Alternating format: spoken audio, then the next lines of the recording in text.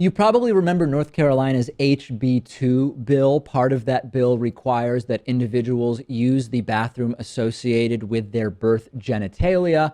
Also, maybe less publicized, but that bill, HB2 in North Carolina, it banned anti-discrimination protections for LGBT individuals. It basically said municipalities within North Carolina can't pass their own ordinances protecting against discrimination of LGBT individuals.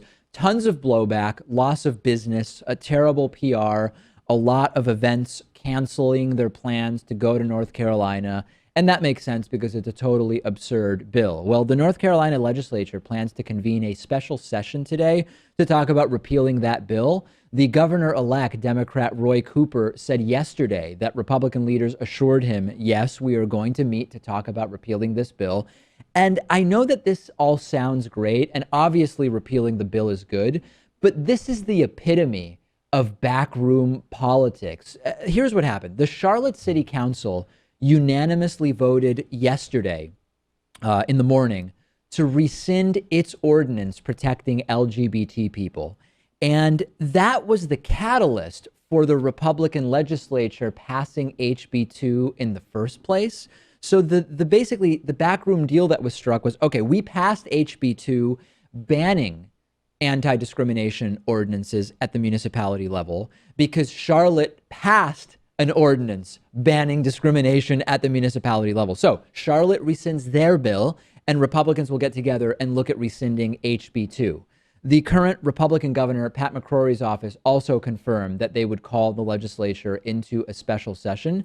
So here's their statement.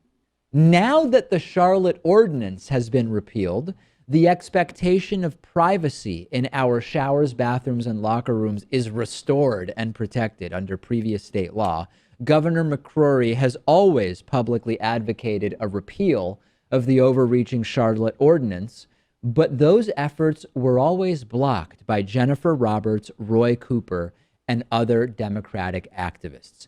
There is a lot of political BS going on here. When Charlotte retracts their law, a lot of HB2 is no longer necessary, and you can still discriminate. The real question is what happens after Governor-elect Cooper is sworn in, because there's speculation, Pat, that as soon as this is all done and Cooper is sworn in, that he will then push for statewide protection based on sexual orientation and gender identity. Yeah, it seems like this is just a made-up excuse. I mean, this bill, HB2, did a lot of negative things for the state, for the businesses there, and of course for the transgender community, as if they care about that. And, you know, bad reputation for the state. Of course, they're going to try to repeal it. Not only that, this is also blamed. This ridiculous abortive law called HB2 is blamed. Pat McCrory, the Republican governor, did not lose by much in that North Carolina gubernatorial election. And there are absolutely moderate Republicans who opted not to vote for Pat McCrory, not necessarily voting for his opponent, but maybe just not voting at all. And you can make a very strong case that HB2 alone is responsible for Pat McCrory losing re-election there. Now, what ultimately happens is really important here, obviously, but regardless of what happens, this entire thing is the worst of gutter politics. The using people's ability to live free of discrimination as a political move on the proverbial chessboard. And as Pat mentioned, financially, it's been terrible. And this is the type of politics that is the worst of American politics. I obviously hope, with regard to the law, that it's repealed and that then Roy Cooper sticks it to them by passing a full protection statewide of sexual identity and gender and sexual orientation protection. But this is just horrible politics at its absolute worst. Thanks for watching this video. Before you watch the next one, remember, we're raising money to expand the David Pakman Show Big League, as well as expand progressive activism. Go to davidpakman.com/donate. Donations of any size are much appreciated.